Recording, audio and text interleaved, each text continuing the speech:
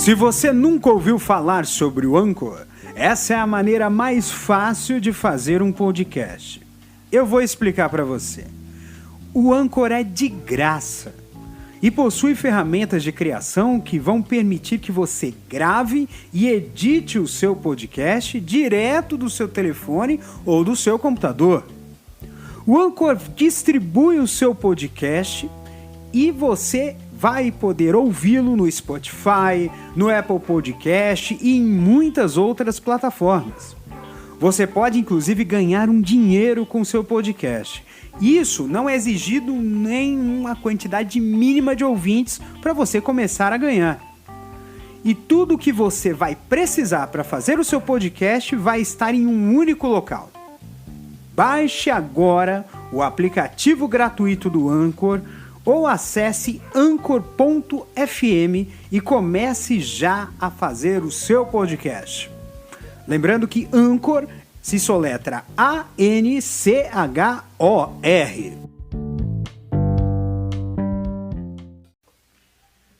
Oi, gente, tudo bem? Eu sou o Duque.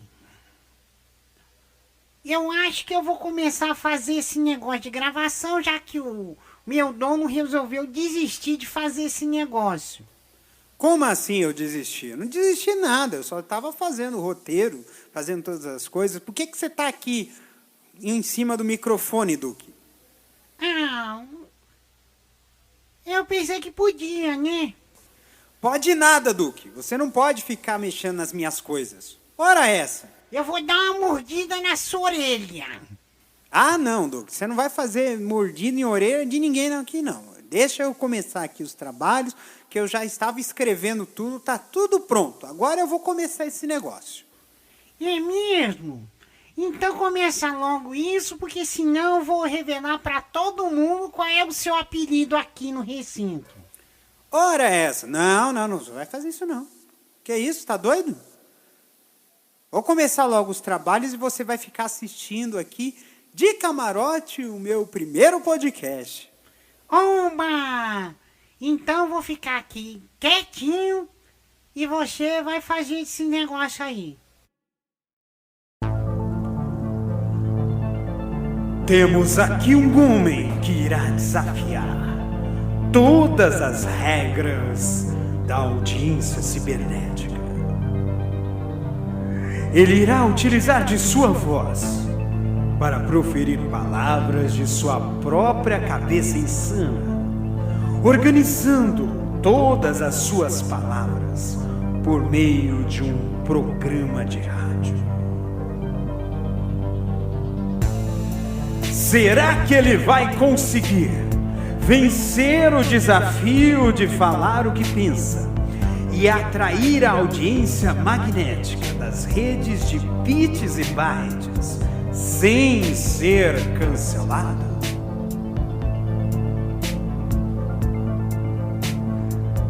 Aguardem cenas dos próximos capítulos.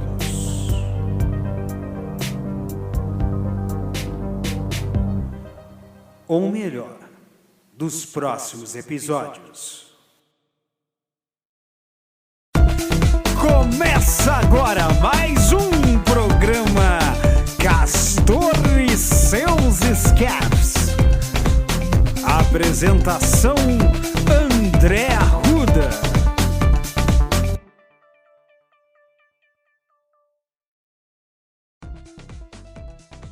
Olá, amigos e amigas, meu nome é André Arruda e esse é o primeiro episódio do meu podcast Castor e seus Escapes. Bem, esse é meu debut no podcast, apesar de ter experimentado uma coisinha aqui, outra ali, mas olha, eu vou te dizer, dá trabalho fazer podcast, viu? E esse episódio, o primeiro de uma série de muitos outros, eu vou falar sobre assuntos do cotidiano. A cada episódio, um assunto novo. E hoje eu vou falar sobre um assunto que às vezes a gente até mesmo tem um pouco de receio de falar. Mas é um assunto inevitável. é a nossa relação de amor e ódio com a mentira. A gente está rodeado de mentira para tudo quanto é lado, né? E hoje eu vou falar o que eu penso, o que eu sinto, o que eu acredito que possa ser bom ou ruim na relação que nós temos com a falta da verdade. Sejam todos muito bem-vindos a essa viagem de palavras, o maior espetáculo de escapismo verbal da internet começa agora.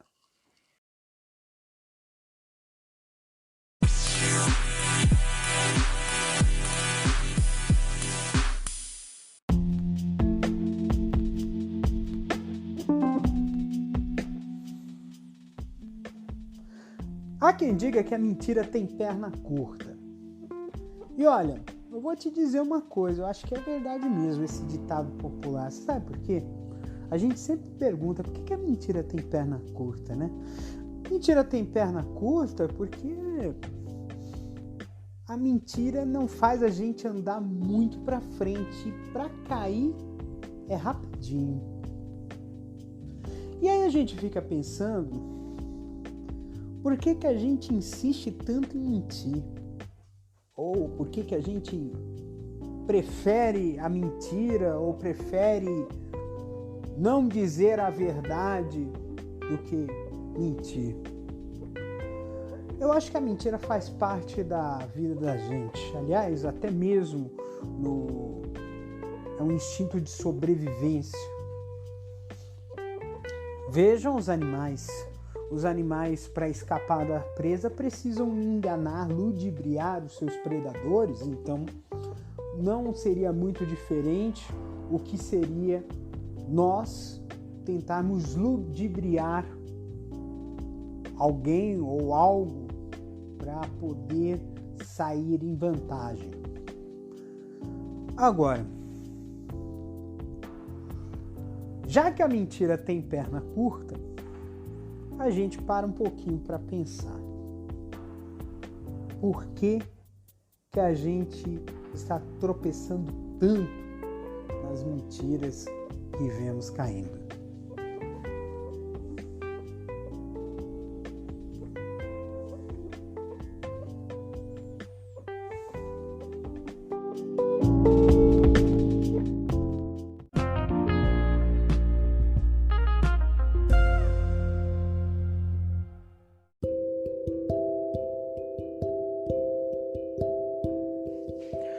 Quem nunca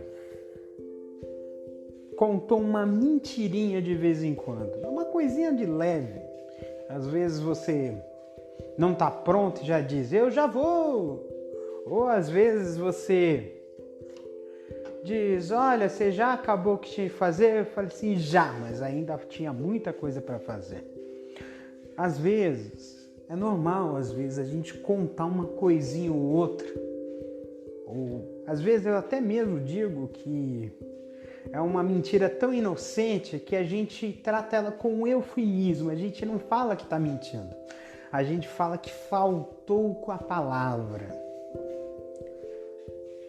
E aí você fala assim, nossa, mas que desonestidade ficar mentindo, né? Não, às vezes a gente mente para poder não fazer com que a pessoa sofra com uma verdade muito dura. A gente tenta sempre querer agradar o outro,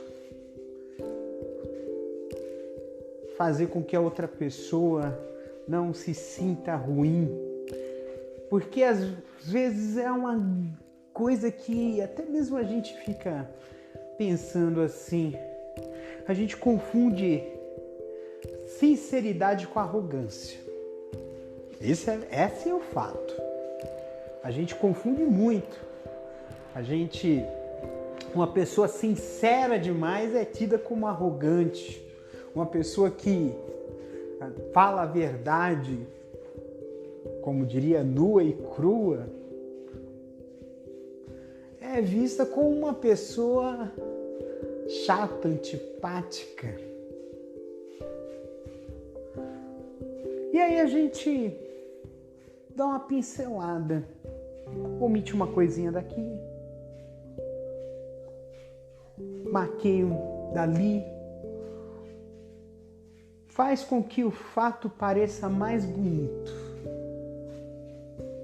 como se fosse uma noiva que está pronta para o casamento. Mas depois, a verdade aparece, acaba a festa, tem que se despir, se trocar de roupa e cair na dura realidade. A realidade de que a verdade, uma hora ou outra, vai transparecer. E aí é que a gente fica pensando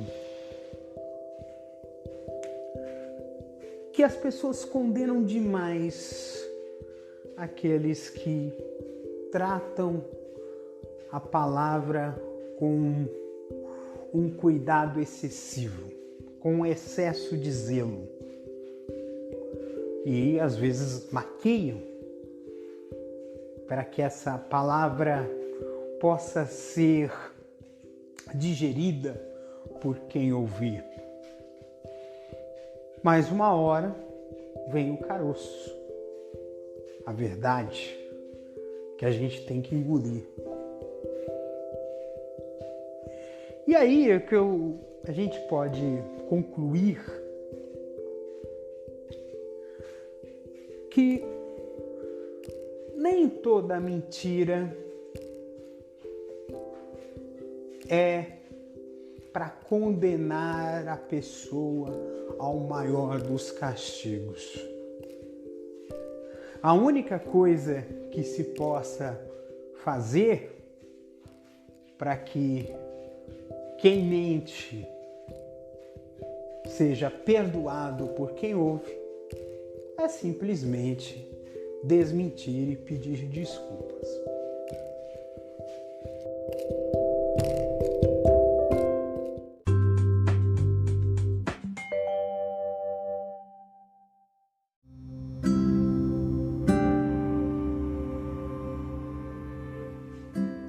O que seria da arte se não fosse a fantasia? O que seria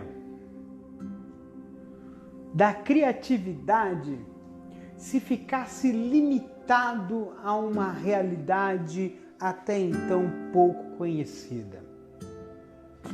Às vezes, a não realidade, ou até mesmo um mundo ficcional, mentiroso, de mentirinha, acaba sendo um pano de fundo para irmos além do nosso alcance.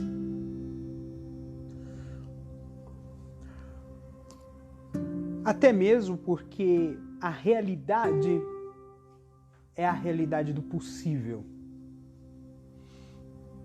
Mas, se quisermos ir além, a gente tem que imaginar o impossível. Dizem que para chegar ao céu a gente tem que mirar na lua. Ou seja, para que a gente consiga atingir um objetivo fantástico, porém possível, a gente tem que planejar o absurdo.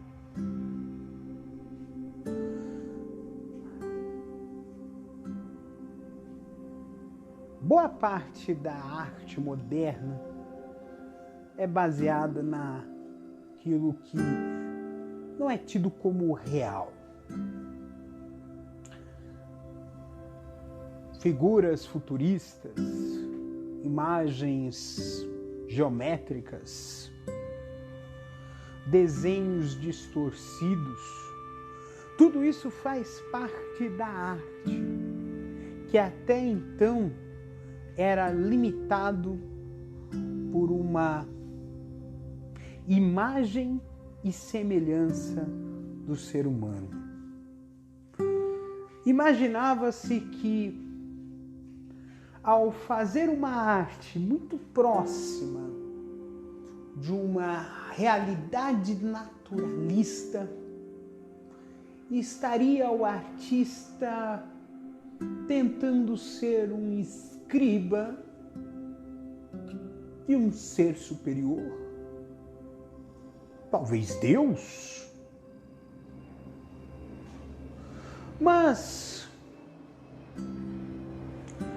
pouco a pouco, revelou-se que aquilo apenas transcrevia uma realidade. E surgiram tecnologias que permitiriam que isso fosse feito no lugar do artista escriba. A fotografia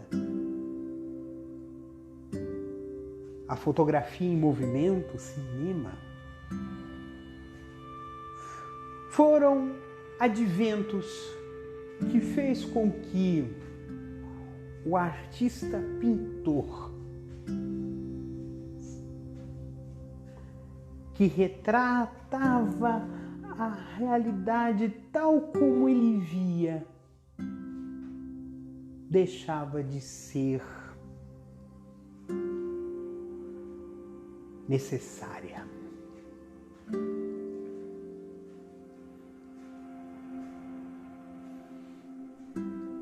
E assim, o artista plástico deixou de ser apenas um mero escriba. Passou também a retratar por meio da linguagem, da metalinguagem, da figura de linguagem aplicada ao visual, não apenas o fato, mas também o sentimento, o grito. Mas não poderia falar apenas da arte visual. A arte escrita e também a arte representada se baseiam em uma realidade hipotética e fictícia. Algo que talvez nunca tenha acontecido de fato, mas foi idealizado, foi imaginado como animais antropomórficos, ou seja, animais que pensavam, falavam e se comportavam como seres humanos. Histórias essas que povoaram os contos da carochinha e também os contos de fadas, que ajudavam a adormecer crianças em muitos lugares do mundo. O teatro também é parte desse processo. A mentira, por assim dizer, às vezes escrachada, às vezes deslavada, às vezes quase real, que faz com que o espectador na plateia não consiga ver o ator, e sim o personagem.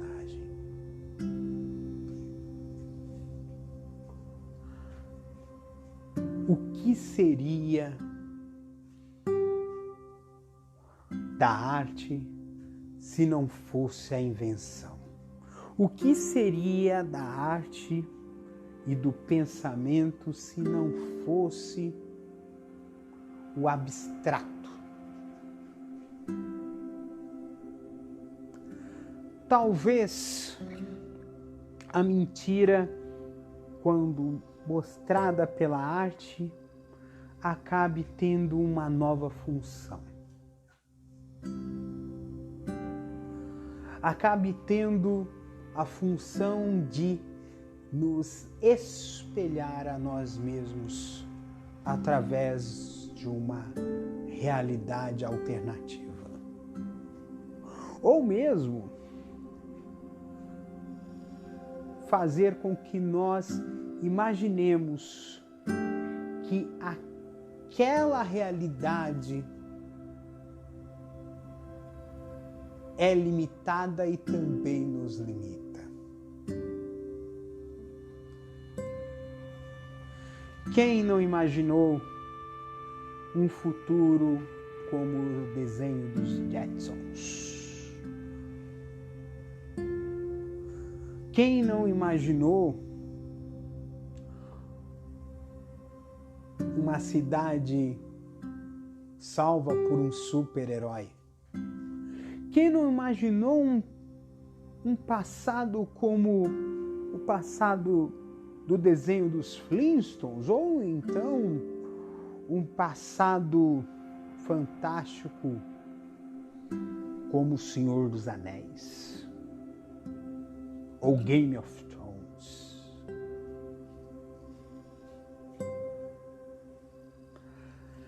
A imaginação nos faz ir além do possível. E ir além do possível nos faz ampliar as possibilidades que até então pareciam ser as que a gente vê.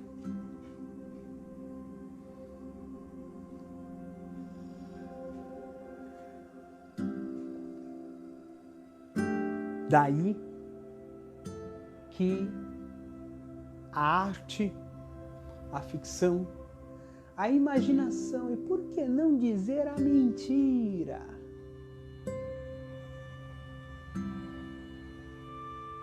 não sejam peças que nos inspirem a construir uma nova realidade.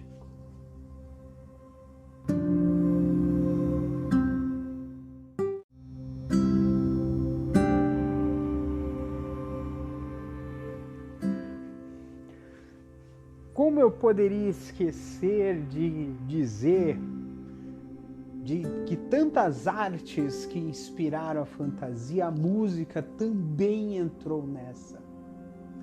Também foi uma das artes que beberam da fonte da fantasia. Outro dia eu estava assistindo na televisão um documentário sobre a Dona Irã Barbosa e tinha uma música bastante conhecida que era o Samba do Arnesto. Não se sabe ao certo se o fato relatado naquele samba era um fato verdadeiro, verídico, porque o personagem, o Arnesto, contou que não foi exatamente assim que foi a história. Para quem não sabe, o Samba do Arnesto era a história de que os sambistas foram na casa do Arnesto tocar um samba e ele não estava lá. E aquela história foi contada em diversas versões, inclusive pelo próprio Dona Irã. E isso acaba povoando muito a imaginação das pessoas em relação à música. Quantas músicas de amor surgiram por amores que não foram reais e sim idealizados? Ou mesmo quantas histórias foram contadas em músicas que na verdade não foram tão bem quanto as letras e os versos das canções diziam. O que importa é que a música também é uma arte que nos faz pensar um pouquinho sobre o que a fantasia nos faz sentir. É uma sinestesia. A arte é sinestésica por natureza. É uma arte que nos toca, que nos faz ver, que nos faz ouvir e que nos faz sentir.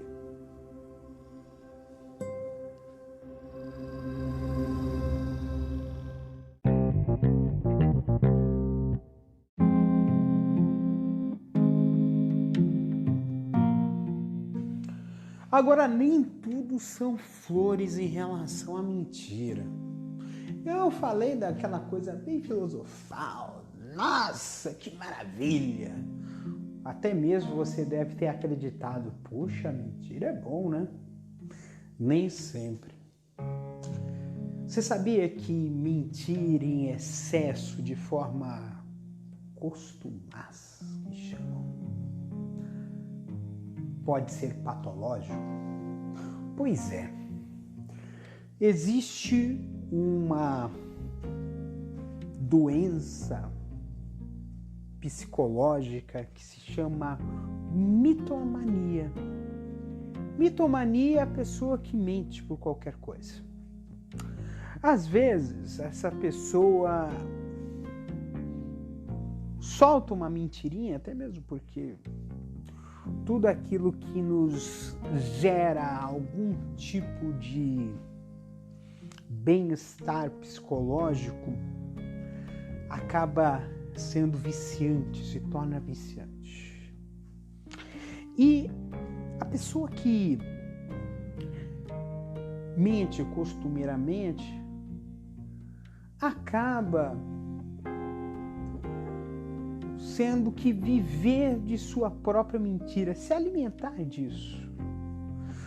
Em alguns casos a gente até mesmo releva, não leva muito a sério, porque às vezes a mentira que ele conta é tão absurda, mas tão absurda aquilo que a pessoa fala, que a gente até acha que ela tá de zoeira, tá brincando com a minha cara, né? Nossa, que história tão absurda! Mas é extremamente absurdo isso. Mas existem mentiras, por assim dizer, mais sérias.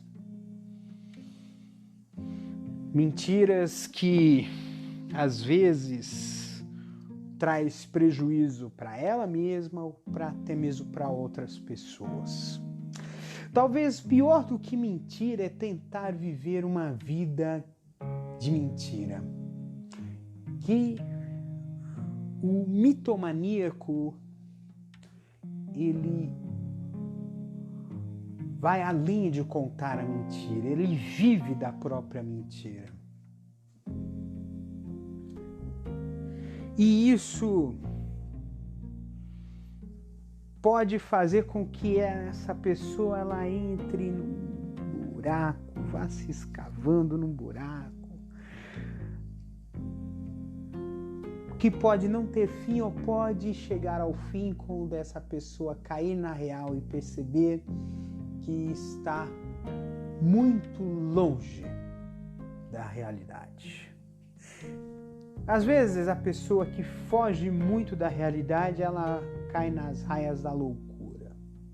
Eu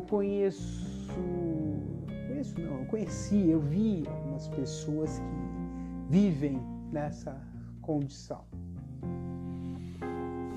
Se fantasiam, acham que são artistas, que são esportistas, que são celebridades, que são pessoas com superpoderes, sei lá. Chega até doer. Dói. Dói mesmo. Dói na alma ver uma pessoa presa ao seu próprio martírio,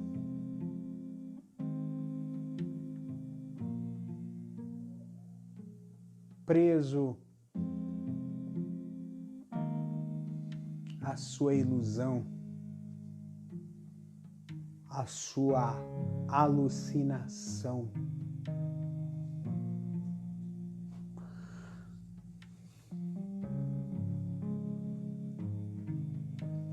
E nem sempre a gente acaba podendo ajudar. Talvez a melhor forma para algumas pessoas de ajudá-las a sair dessa realidade falsa é deixando-as ir para que elas possam arcar com as consequências de seus atos e de suas mentiras.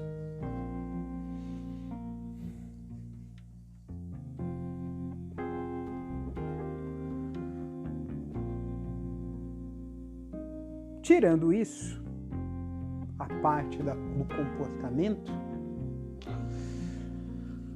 pode haver algum tipo de tratamento. É um tratamento psicológico, conversar com um psicólogo, psicoterapia, para poder, por exemplo, descobrir qual é a causa, o que faz a pessoa mentir. Mentir de uma maneira tão viciante. Porque a mentira vai fazer com que você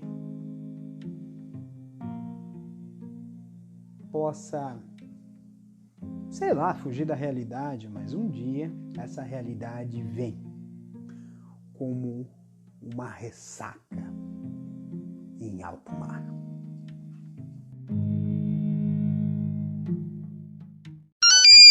Direto do Palm Pilot. Bem, agora nós vamos falar sobre tecnologia. Vamos mudar um pouquinho de assunto, porque, rapaz, você percebe que é um assunto tenso, né? E aí, nós vamos falar um pouco sobre tecnologia. Primeiro, eu vou falar sobre uma guerra, rapaz. Olha só.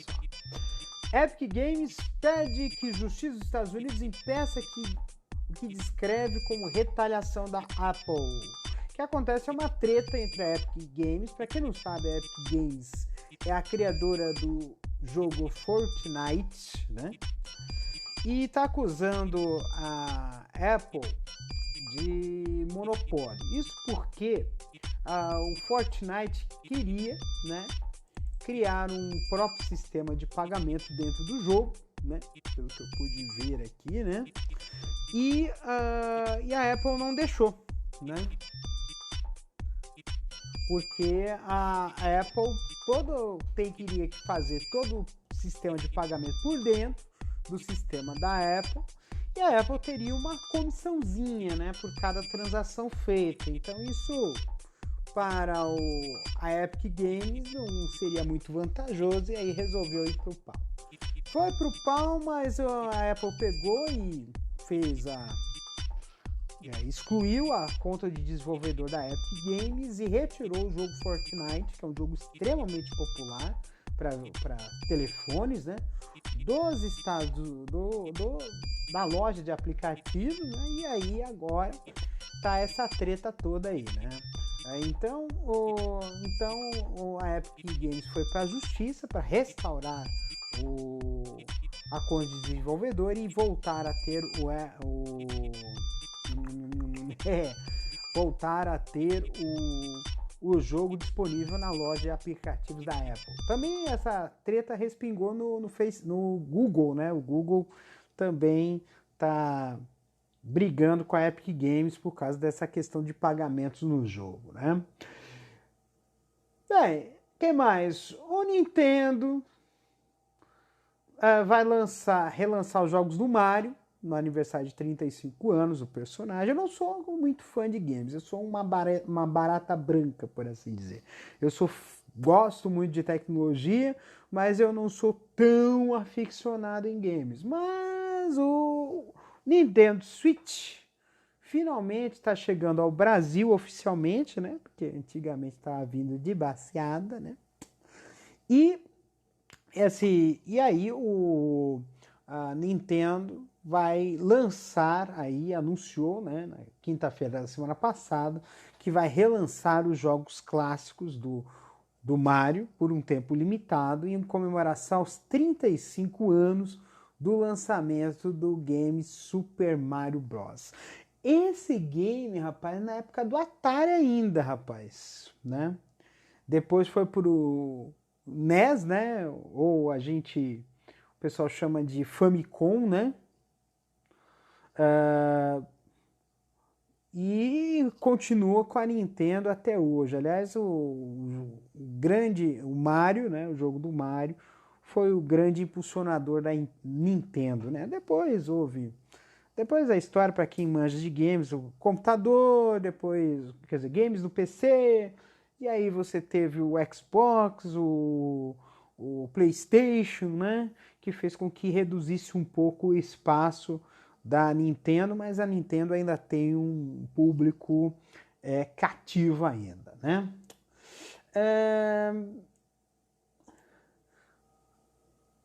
Bem, semana passada, que nós estamos no dia 7 de setembro, né?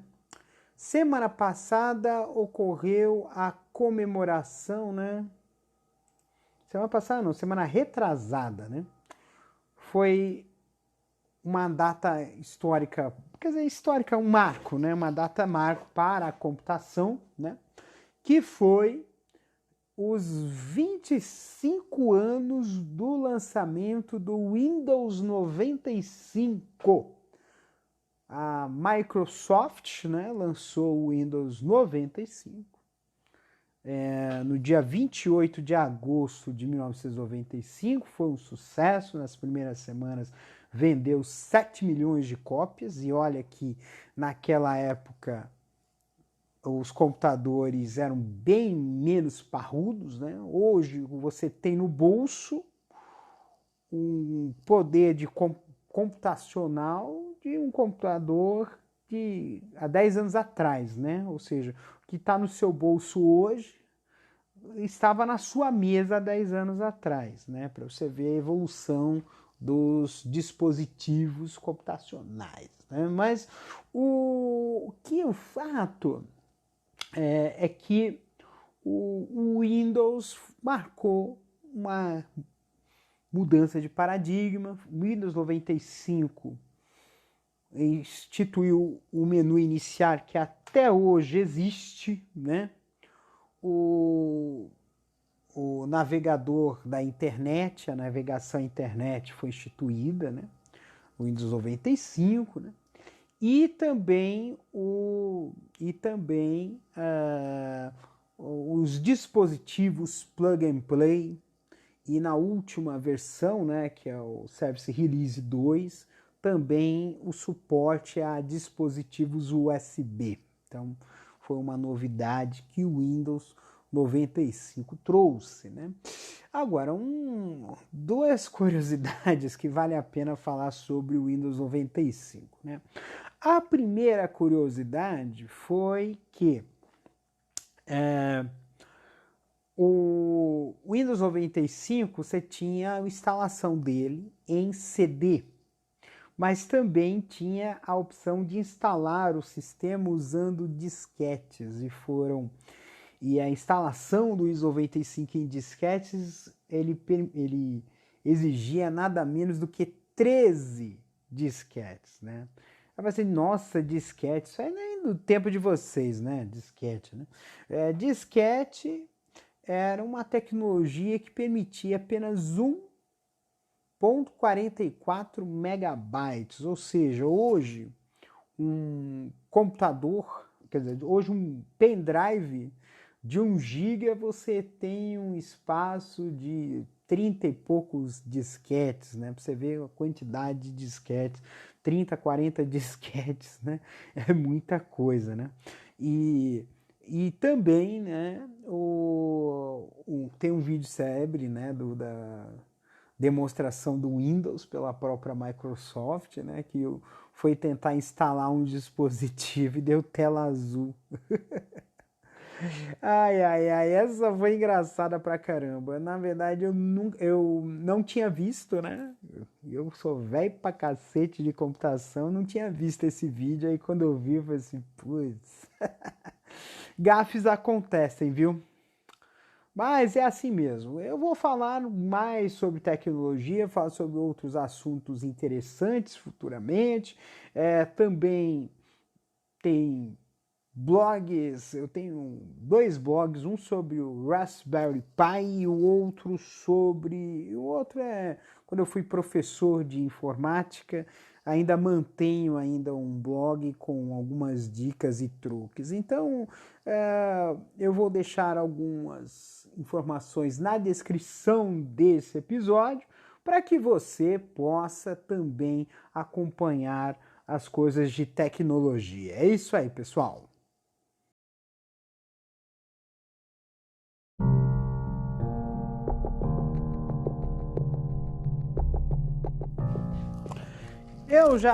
Agora vamos mudar um pouco o patamar aí da nossa conversa sobre a mentira, porque agora a gente vai chegar num terreno um pouco mais pantanoso, né?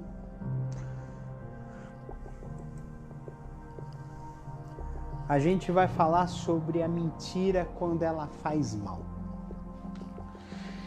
E talvez seja um dos pontos mais polêmicos desse episódio, porque a gente vai falar sobre golpes, trambiques, trapaças, né? Porque no começo desse episódio eu falei sobre a mentira naquele aspecto da imaginação, da criação e também de uma forma mais afetuosa, aquela mentira para não fazer mal à pessoa ou para evitar com que a pessoa seja não exatamente castigada, mas aquela pessoa que recebe essa mentira não tenha o sofrimento, ou seja, poupar a pessoa de uma verdade muito dura ou muito dolorosa. Mas às vezes a gente encontra pessoas que mentem para nos prejudicar ou para obter uma vantagem indevida. E nessa parte desse programa, que é, por assim dizer, eu digo que é a parte 3 desse episódio. A primeira parte é uma parte um pouco mais filosófica da mentira, a segunda é a parte mais doentia, né, que teve esse intervalo para falar sobre tecnologia, apenas para quebrar um pouco o gelo, não ficar muito aprofundado no assunto.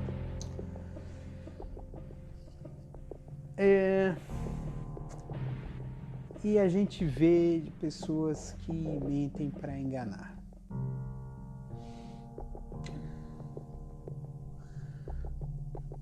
Nessa época de pandemia, vira e mexe aparece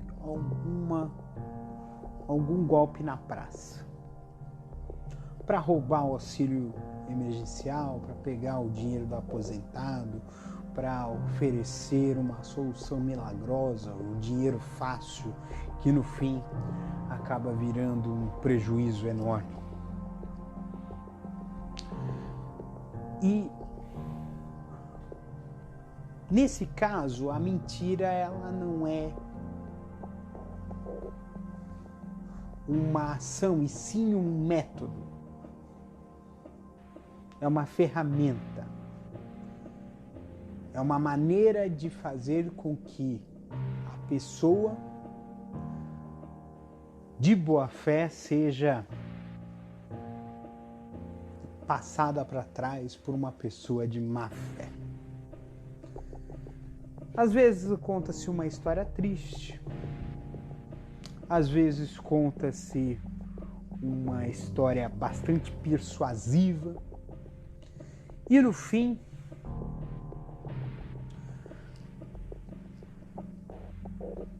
acaba se revelando depois a verdade de que o tempo todo a pessoa estava manipulando, estava enganando, estava mentindo.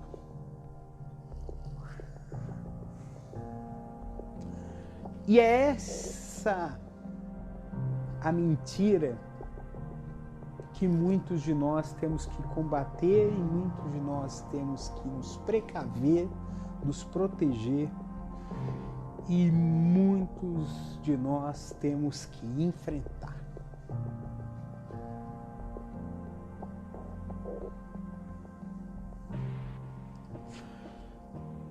Não existe...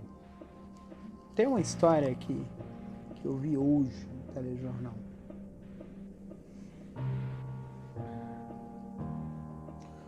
De um acidente. O motorista atropelou um motoqueiro. Não sei se ele morreu na hora, mas foi um acidente muito feio. Ele estava bêbado.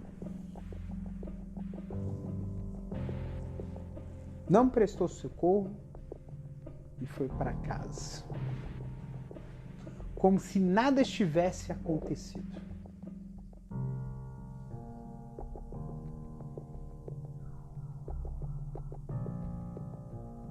Prejudicou a vida da pessoa, enganou a família e no fim acabou se revelando a verdade, ele foi preso. Também passou no jornal, também esses dias, um golpe de que pessoas eram contratadas para fazer a prova por alunos num vestibular.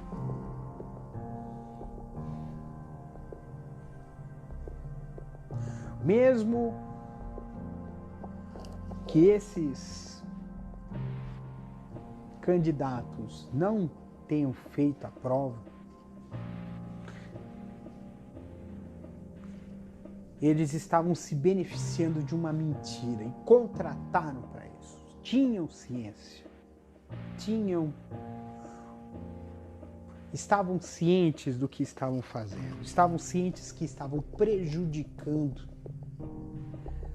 outras pessoas que se esforçavam tanto para ser orgulho da família delas, para conseguir uma vaga no curso superior de uma profissão que ainda tem muito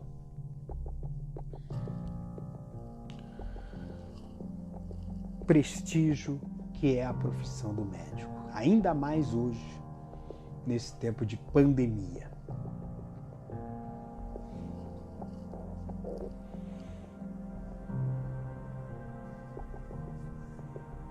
E se tratando de Brasil, que às vezes eu costumo chamar o Brasil de o país da trapaça. Porque muitas das coisas que a gente vê por aí são feitas para serem burladas, para quebrar regras. Você já parou para pensar, por exemplo, por que se constroem tantos muros nas casas? Por que o vendedor olha a pessoa humilde com tanta desconfiança? Por que é tão difícil obter crédito no Brasil? Por que uma pessoa de menos posses tem mais dificuldade de escapar absolvido de um julgamento. Enquanto o contrário, pessoas ricas têm acesso facilitado a crédito, acesso facilitado, pode passar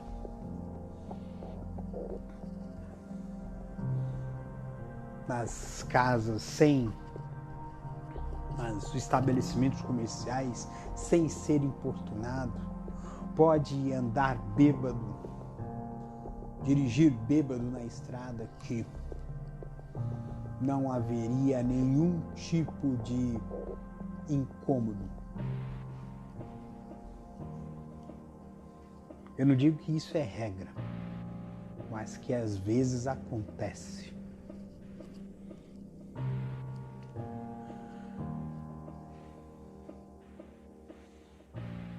Mas isso acontece, né?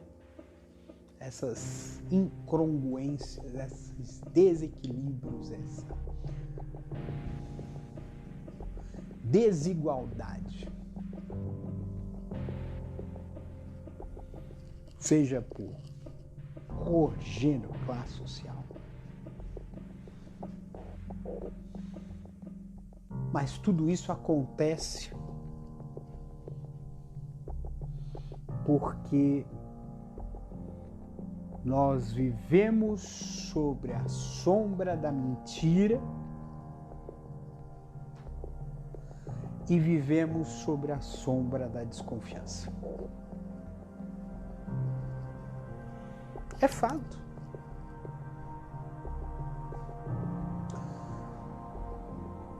É muita coisa que é alimentada. Preconceitos são alimentados. E o preconceito, por assim dizer, também é uma forma de mentira. Porque não é o conceito real, é um conceito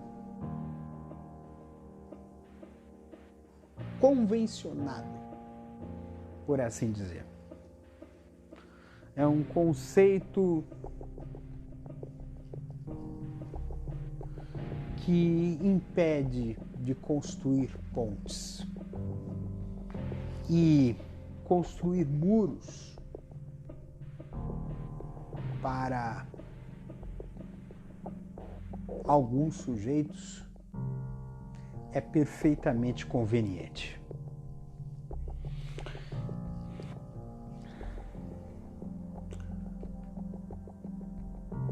Quer um outro tipo de trapaça?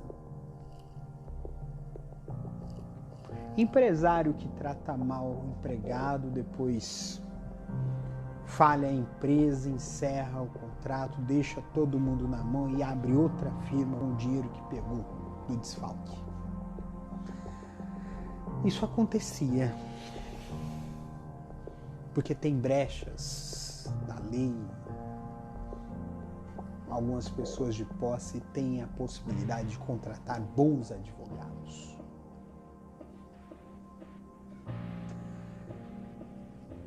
É a trapaça. E o problema da ilegalidade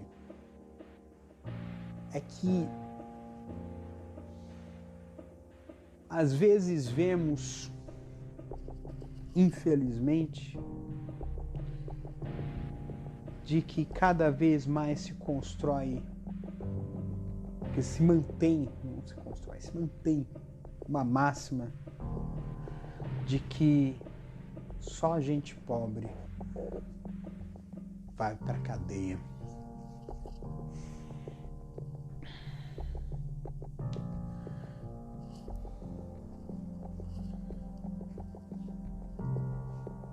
E é claro que isso também gera revolta, porque se o exemplo vem de cima, se vem todo tipo de injustiça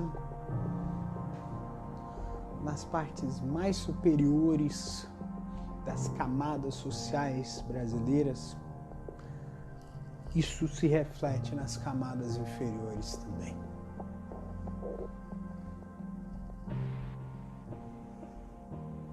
E assim nós seguimos.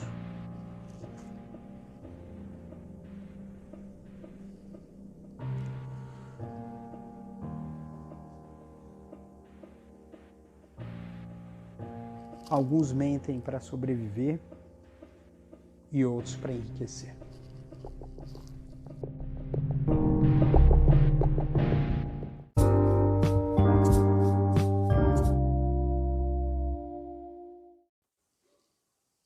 E como não poderia deixar de dizer, a mentira na política. Bem, nós vimos o resultado da eleição há 2 anos atrás, mas na verdade é um processo que há muito tempo vem ocorrendo no país. Lembra daquela história de promessa? Político prometer. Eu prometo que se eu for eleito, isso é parte do processo. Só que a política hoje, ela tem um advento que mostra um pouco a cara de que poder econômico e poder político caminham de mãos dadas, e ainda você vai jogar ainda na soma ainda o poder religioso. Nós vivemos períodos de quase Idade Média, um remake de uma Idade Média no sentido ideológico, mas o ponto que a gente vai ter de entender em relação à política é a manipulação da opinião eleitoral nas suas mais profundas vertentes, nas suas mais profundas não, mais variadas vertentes, né? E entre essas mais variadas vertentes está a acusação, e um dos pontos que mais hoje pega é a destruição de reputações por meio de mentiras, de manipulações que jogam o nome da pessoa na lama. Porque nós vivemos um período cada vez mais inquisidor. Nós vivemos sob um moralismo muito ferrenho. E isso faz com que aquele que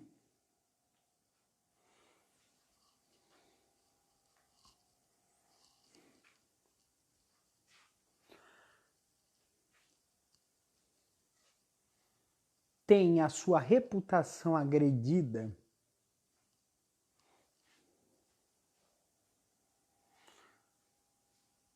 não consiga reverter num curto prazo essa reputação. Vamos falar de um assunto que não tem muito a ver com a política, mas que tem a ver essa questão de destruição de reputações. Vocês se lembram?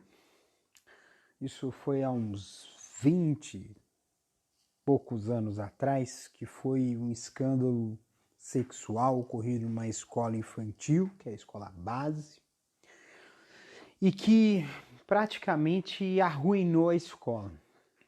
A escola foi depredada, parece que um dos donos se matou, suicidou, uma coisa assim.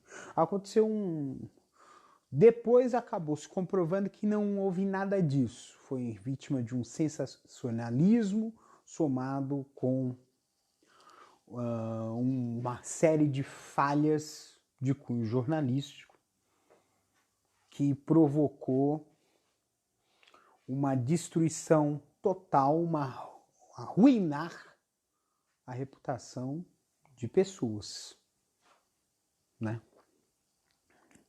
E não houve em nenhum momento a retratação. Simplesmente, que nem o caso do cara que atropelou o motociclista. Atropelou, pegou o carro e foi embora. E a mídia tradicional fez isso. Atropelou uma escola e foi embora. Não fez o desagravo. E isso ocorreu na política recentemente. Em cima do Partido dos Trabalhadores, por exemplo, mas que atingiu toda a esquerda, até mesmo porque um dos próximos assuntos eu vou falar sobre essa questão partidária, de forma um pouco crítica, mas arruinou uma reputação, manchou uma reputação de pessoas ligadas a um partido e do próprio partido. E eu não vou entrar no mérito de discussão se você apoia ou não apoia partido X ou Y, porque a gente vai falar sobre o fato da mancha da reputação. A gente sempre lembra das fake news espalhadas no WhatsApp, grupos de WhatsApp formando uma corrente de boataria, que acabou levando à eleição do atual presidente, que não compartilha muito, dados o pronunciamento que fez hoje pela televisão, não compartilha muito de ideais republicanos e democráticos.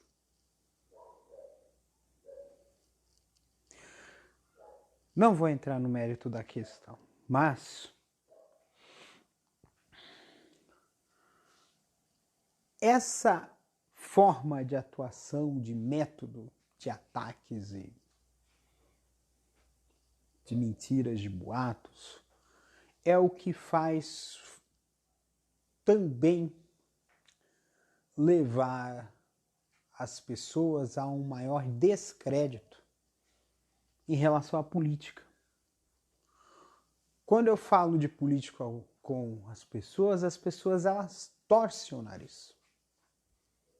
Porque, assim como eu falei anteriormente nesse podcast, de que como nós vivemos numa cultura em que a desconfiança é a ordem, na política não foge a essa regra. A desconfiança é a ordem.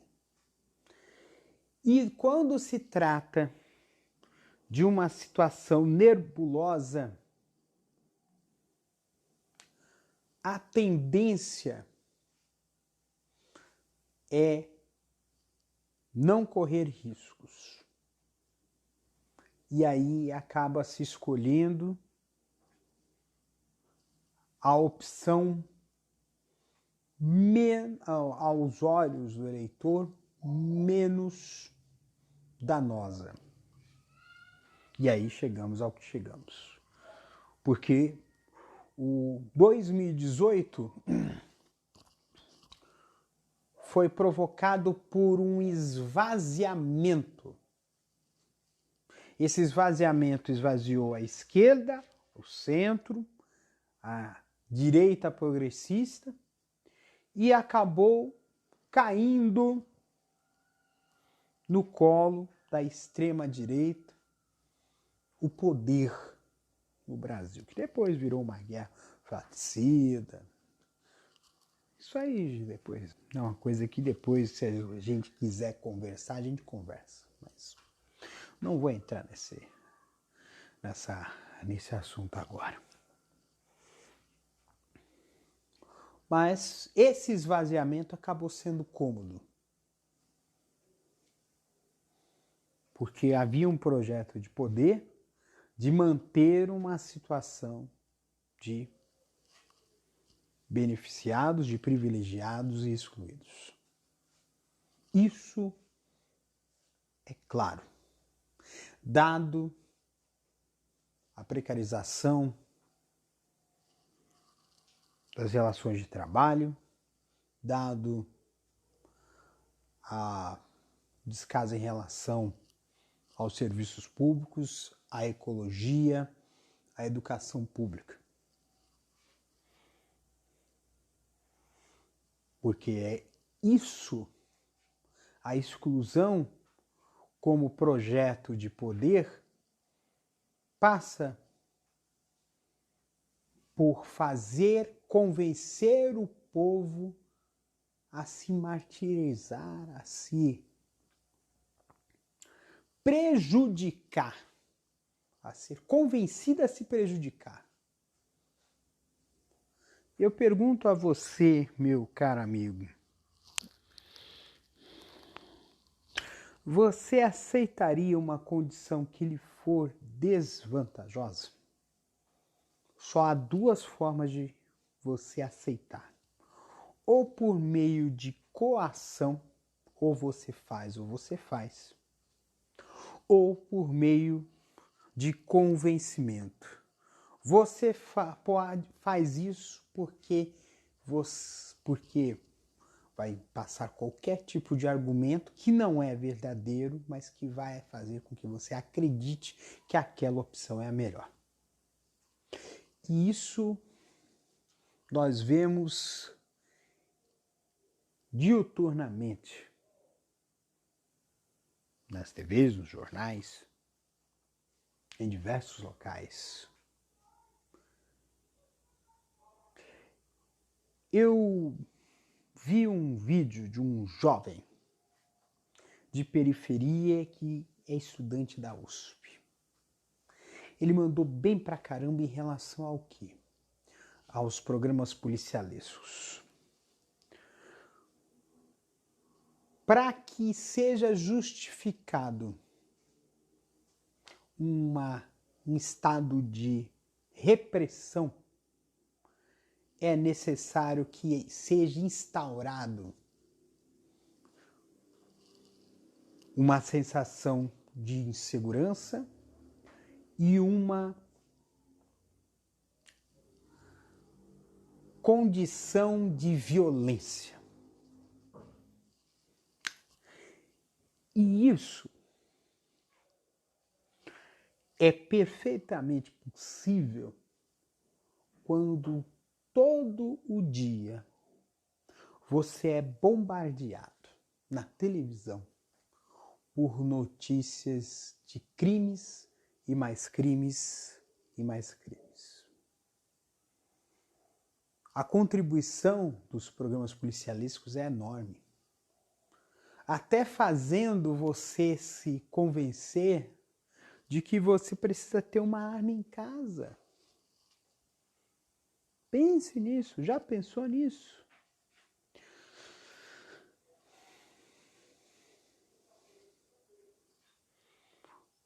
O que, por outro lado, poderia justificar o sucateamento das políticas de segurança, já que, se todo mundo pode ter a sua arma, então a segurança é feita pelos próprios cidadãos.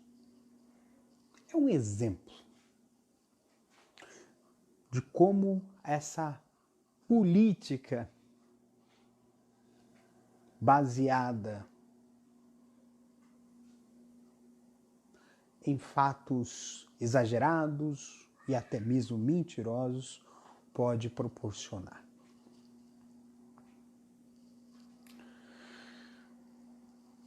E aí o que eu digo? a você. Está na hora da gente começar a separar o joio do trigo. Quem quer te convencer de uma verdade que o incomoda, não está do seu lado efetivamente. Isso é fato.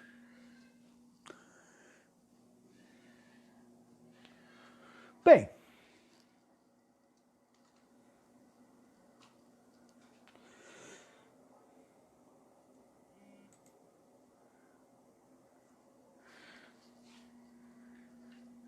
eu vou emendar esse assunto num outro. Porque a mentira na política gerou uma sensação de pós-verdade. No começo desse episódio eu falei sobre o fato da gente mentir para não machucar o outro, não ofender o outro, não causar mal-estar ao outro. E o outro lado disso é que todos nós acabamos hoje por, em vez de buscar a verdade, mesmo que aquilo seja algo que nos cause contrariedade, mesmo que isso nos contrarie,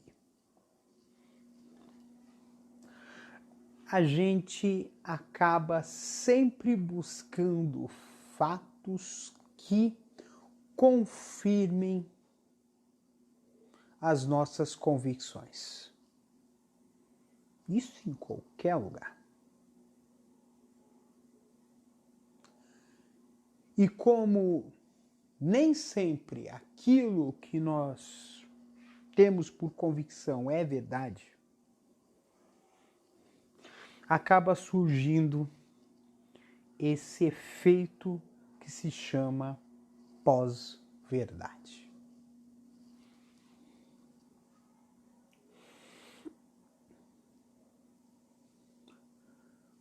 Dentre esses elementos de pós-verdade, nós temos o revisionismo histórico, inclusive pessoas falando sobre o nazismo ser de esquerda, porque tem o socialismo no nome do partido do Hitler.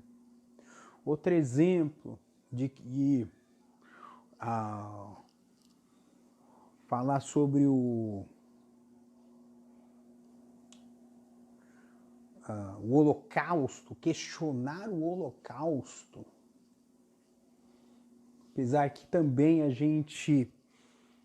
há um revisionismo histórico que precisa ser revisto, que é o Holocausto da população africana por mais de 500 anos por parte dos europeus por meio da escravidão. Esse tipo de revisionismo não é colocado, mas que deveria ser abordado.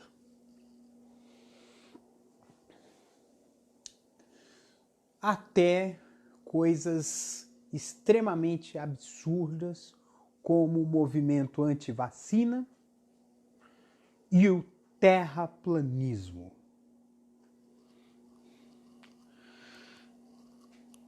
Pergunta-se: qual o intuito de convencer as pessoas da mentira? Tem uma razão de ser? Tem.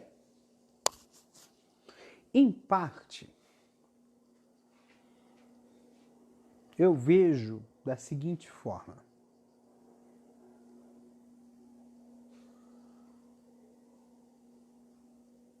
a negação do conhecimento faz com que seja essas pessoas facilmente, as que negam o conhecimento, são as pessoas que facilmente se agarram a crenças e também facilmente aceitam propostas sem pensar sobre o assunto.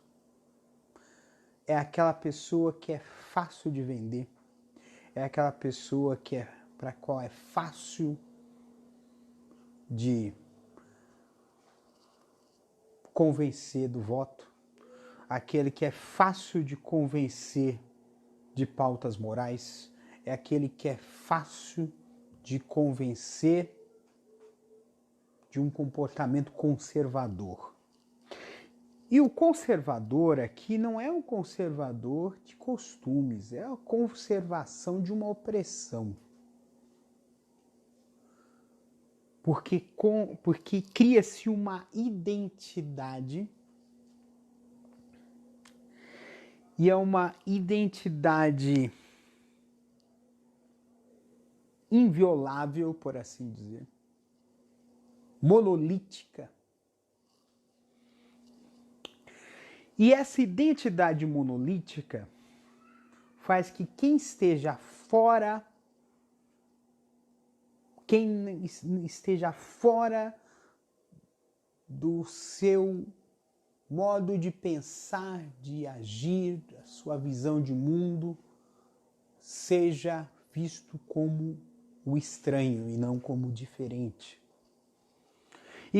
E aí eu coloco essa diferenciação de estranho e diferente por uma razão muito simples. O diferente, ele é visto como uma parte de um todo.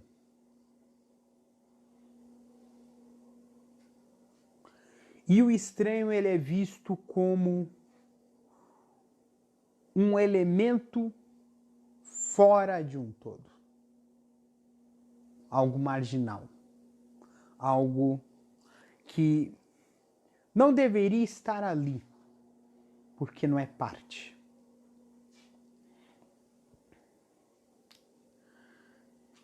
E essa questão do pós-verdade nos leva a isso.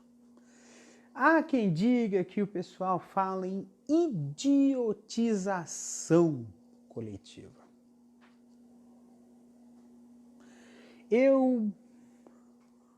Às vezes eu costumo dizer que nós vivemos num período de informação, que é tanta informação, que não, inclusive sem filtro, porque é necessário um filtro para separar o que é verdade e o que é mentira. E esse filtro chama-se conhecimento, educação formal de qualidade.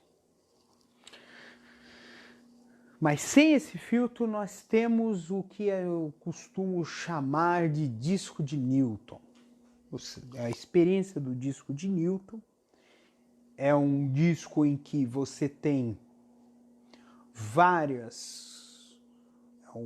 é um disco que é pintado de forma seccionada em várias cores, mas quando se gira esse disco, o disco fica branco. Ou seja, quando há muitas informações em movimento, elas acabam se anulando.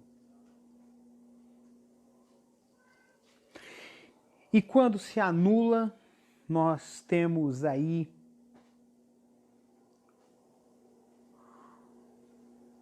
a anulação do conhecimento, a anulação da verdade, a anulação dos fatos, a anulação de reputações. Tudo isso mediante a uma manipulação que muitas vezes é turbinada financeiramente. Toda a estrutura de mentiras que foi abastecida nessa eleição teve recursos financeiros. Porém, isso está sob júdice, o que poderia, inclusive, derrubar a chapa Bolsonaro-Mourão, se comprovado que os disparos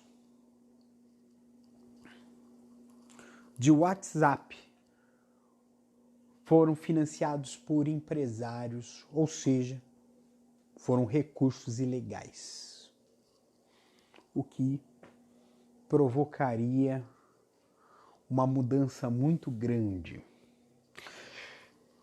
no cenário político. Porém, a gente observa que se fosse de fato para acontecer isso, já teria sido feito. E só não fez por uma questão de conveniência. Temos mais de 40 processos de impeachment sobre feitos e nenhum foi para frente.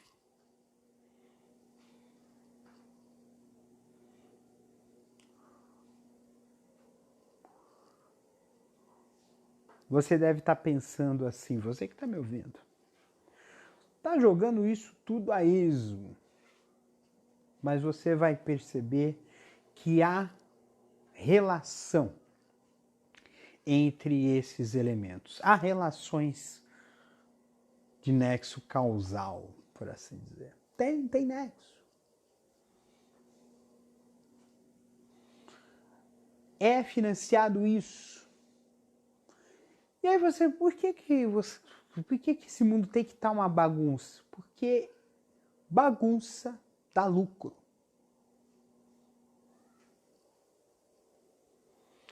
Desordem dá lucro.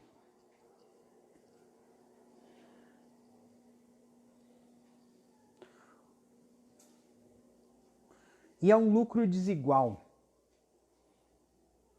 Porque uma situação de pujança financeira, como foi o Brasil, da metade da década de 90, salvo as crises, porque a política monetária dolarizada da primeira fase do Plano Real tornou o Brasil muito sensível e dependente do capital estrangeiro, o que fez com que crise do México, crise dos tigres asiáticos, crise da Rússia gerasse um impacto muito forte na economia brasileira no final da década de 90, fora o ataque terrorista em 2001, então é um exemplo.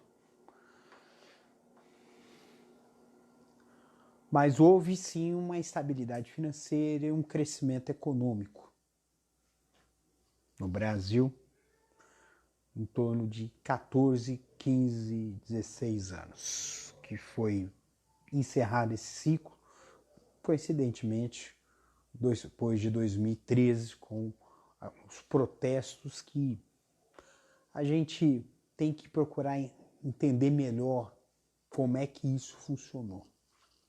Mas é sempre bom a gente dar uma estudada, uma revisitada na história, para saber se há uma relação entre 2013, 2016 e 2018. Mas é importante a gente discutir com calma.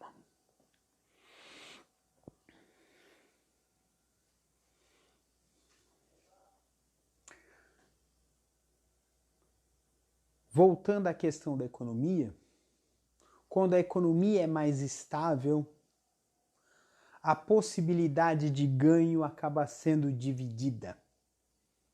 Então são mais pessoas ganhando. E para mega empresários que não têm nenhum tipo de compromisso macroeconômico, não é vantajoso ganhar o mesmo que o outro. Então, crises são necessárias para que você possa ganhar mais que o outro. Um fato é importante ressaltar. Após a crise de 2008, a concentração de renda mundial aumentou. E se houve um aumento maior da extrema-direita no mundo, com um financiamento pesado de ricos, uma parte dessa razão se dá de que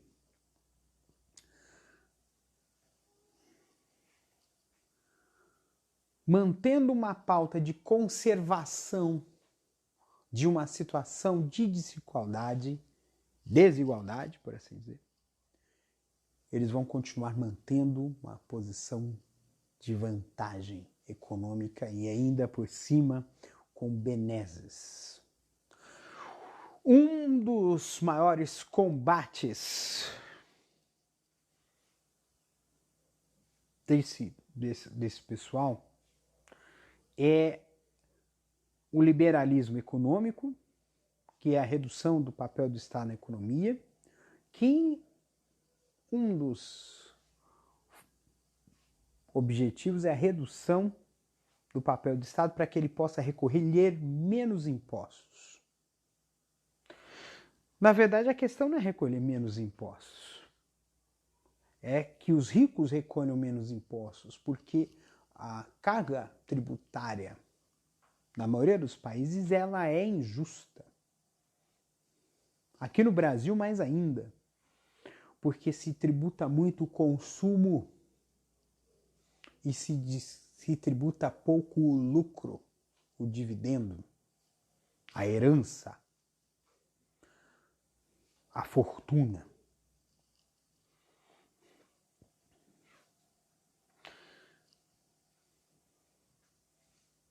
E essa condição de desigualdade, eles apostam para que mantenha.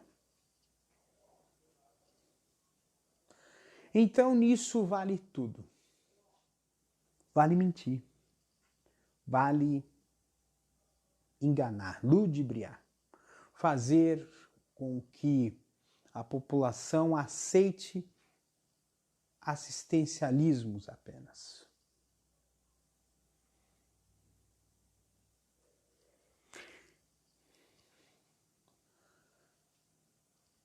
E é essa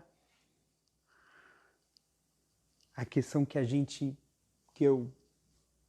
esse podcast, acho que talvez é o ponto mais polêmico, porque a mentira na política ela é polêmica, porque ela bate em corações e mentes, convicções políticas, mas tudo tem uma razão de ser.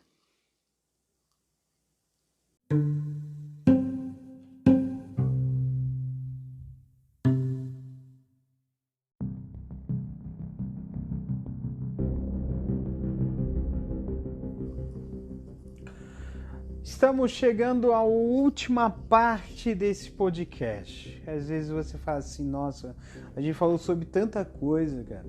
Falou sobre política, sobre mentira das coisas e coisa e tal. Mas, gente, o que acontece? Um dos elementos que a gente tem dentro dessa... Porque hoje a questão da burocracia, hoje ela vai para um campo digital. Às vezes eu vejo uma matéria no site e alguns comentários travestidos de, entre aspas, opinião, são de doer os olhos. O olho até arde de ver. Coisas assim que... Porque qual é o que a gente observa? Que às vezes a pessoa pensa que está anônimo e isso lhe dá o direito de falar o que quiser, o que pensar. E às vezes não é nem o pensamento dele. Ele tá lá para marcar posição, para ser o troll que a gente chama, né? Aquele cara que tá na zoeira, que faz a zoeira. E aí a gente acaba pensando o seguinte: nós vivemos sob uma avalanche de boataria, de pensamentos e opiniões que não são nem democráticos, nem sociáveis e até mesmo desrespeitosos. Vira e mexe na internet, a gente vê machismo, a gente vê racismo, a gente vê homofobia. Na rede social, no Twitter, por exemplo, eu vi uma pessoa usar emojis de macaco em resposta a uma pessoa negra.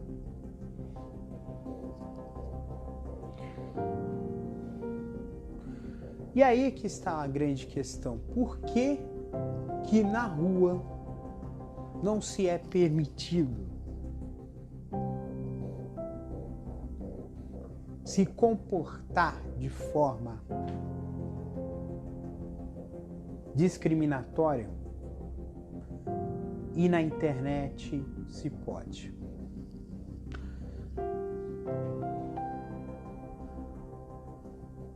Existem duas questões que a gente tem que colocar em voga. Uma delas é a privacidade.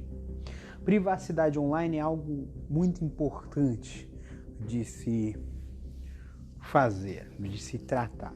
Porém, existem pessoas que utilizam-se dessa privacidade para poder agir impunemente. Mas sabe-se que é possível chegar a essas pessoas. Mas o outro ponto é o da tentativa de usar as redes para efeito de manipulação de massas. Antes, quem fazia isso era a TV. Até mesmo no Brasil, pelo fato de rádios, jornais e revistas, rádios, jornais e emissoras de televisão terem vínculos empresariais com membros da política, é notório que eles utilizariam os meios de comunicação para fazer valer os seus projetos de poder. Mas com a internet isso deixou de ser unânime. Ou seja, deixou de ser uma exclusividade dos meios de comunicação de massa. A internet entrou nessa jogada. Mas ainda o poder econômico, como eu disse na sessão anterior, exerce uma influência grande. E aí a gente acaba entrando nos sites de fake news e também nas audiências falsas dos robôs. Como a gente tem que combater isso? Eu vejo que há uma inocência muito grande da militância política progressista que acaba caindo nas armadilhas desse sistema troll. Por quê? Qual é a primeira ação que essas pessoas fazem? É tomar satisfação. E na verdade, você apenas está batendo com a cara no muro.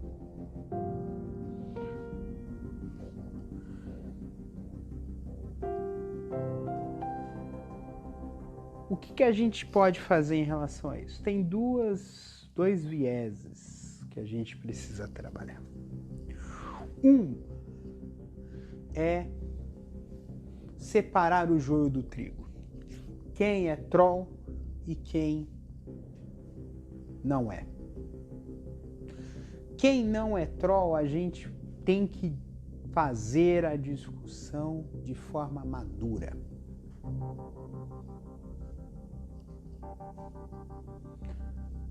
No debate de ideias. Quem é troll, a gente já identifica pela forma do discurso. É um discurso agressivo, que muitas vezes não trabalha no campo das ideias, que trabalha no campo de ataques pessoais, na vulgarização do discurso. Você já viu quando a gente vai discutir um assunto com alguém da outra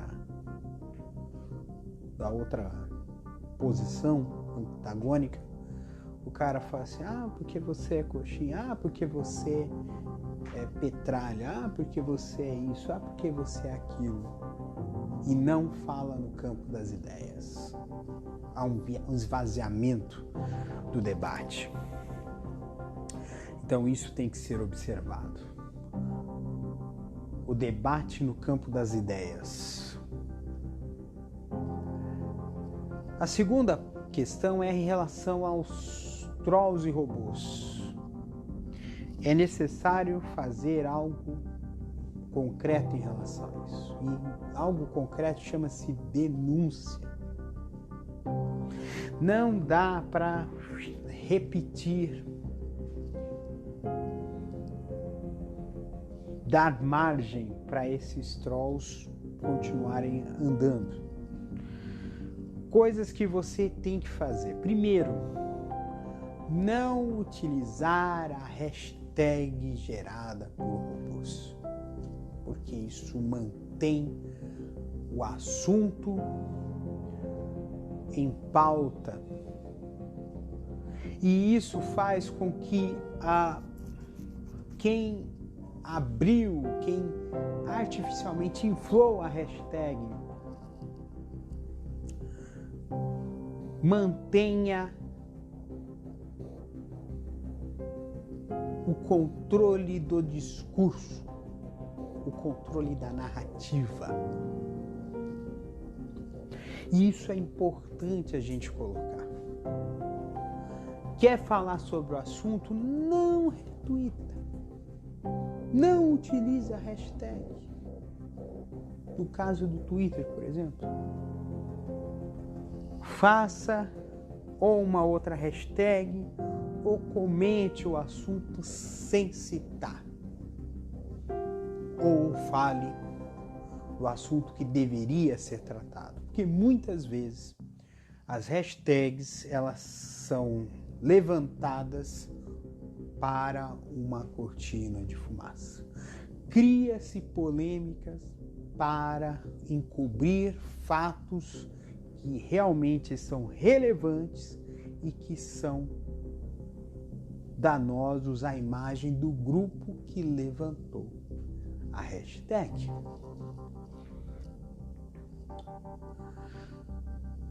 Uma dica para você que usa o Twitter. Se aparece um assunto levantado por robô, você pode sinalizá-lo de que esse assunto é um spam. É importante fazer essa sinalização. Na verdade, o que eu sugeriria era que, na verdade, seriam duas sugestões, uma para o Twitter e outra para o Google e Facebook. para o Twitter.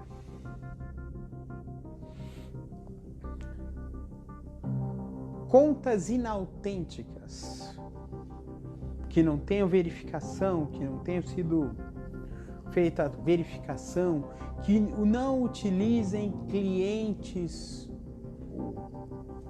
do Facebook para o computador ou para o aplicativo, ou para o telefone, ou que mandem uma mensagem repetida em resposta para várias pessoas ao mesmo tempo, ou que mande uma mesma informação parecida, ou um conjunto de informações, uma frequência muito alta.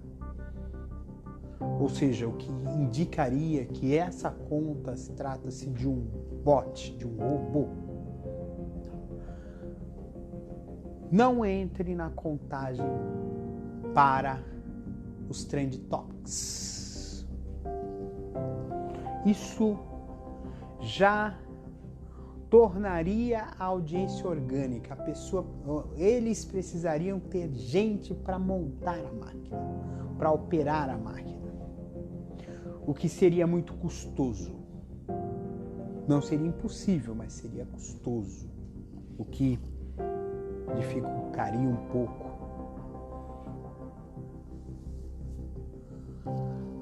A sugestão que eu faço ao Facebook e ao Google é que seja possível a denúncia de sites de fake news para que eles percam a monetização. Na verdade, a monetização ela pode ser utilizada como lavagem de dinheiro ou como uma forma de injetar recursos por parte de empresas que tenham um alinhamento ideológico. Isso porque você tem um leilão por clique, um custo por clique, uma lista branca que façam com que esses anúncios, os anúncios dessas empresas, sejam veiculados nesses sites de notícias falsas. Mas é necessário o corte pela raiz. E esse corte pela raiz passa pelos anúncios e também passa por sistemas de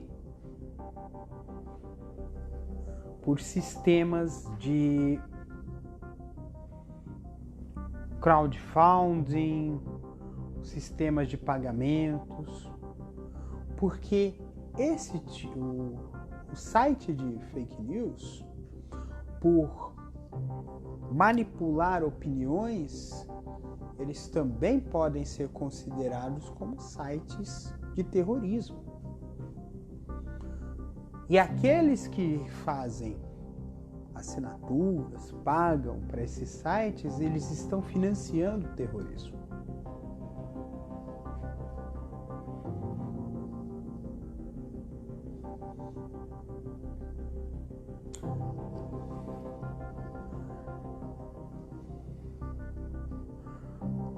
Por fim, o que a gente precisa fazer enquanto pessoas conscientes de suas lutas, de suas classes? É necessário mais união e menos desagregação. Isso eu vou falar no próximo episódio. Mas o que eu digo para vocês é que se cada um fizer a sua parte, inclusive se organizar, montar grupos de WhatsApp ou de Telegram para juntos denunciar sites de fake news, denunciar anúncios, denunciar contas. Recorra aos amigos e também se necessário, foi injustiçado, foi ofendido, sofreu uma injúria racial, sexual, assédio, ameaça, não apenas denuncie o caso para o site ou para a rede social. Leve o caso para as autoridades. O maior problema que a gente tem em relação à impunidade é deixar por isso mesmo com a descrença de solução.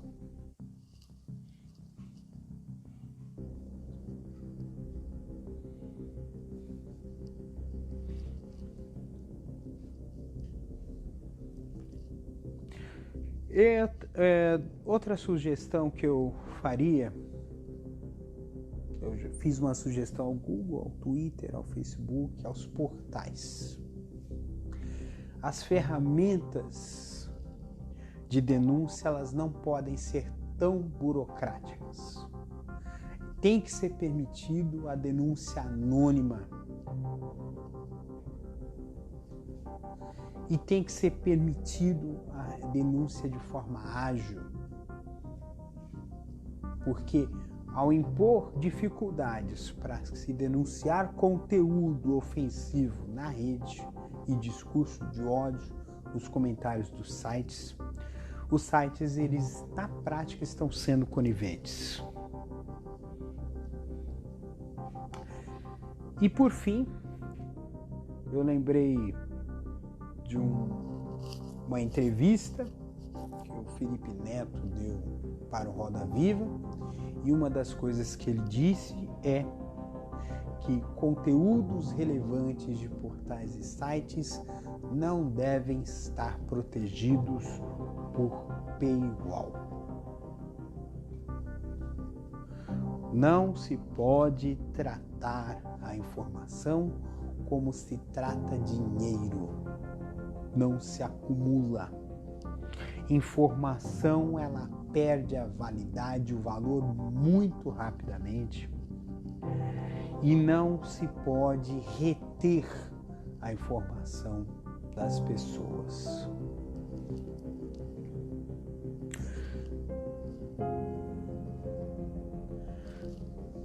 Bem, eu estou terminando aqui esse podcast e espero que na próxima semana tenha um novo episódio que eu vou preparar com muito carinho para vocês, e eu espero que esse podcast, que foi longo pra caramba, ajude você a pensar um pouco mais sobre a verdade e a mentira. Porque quem é de verdade sabe quem é de mentira.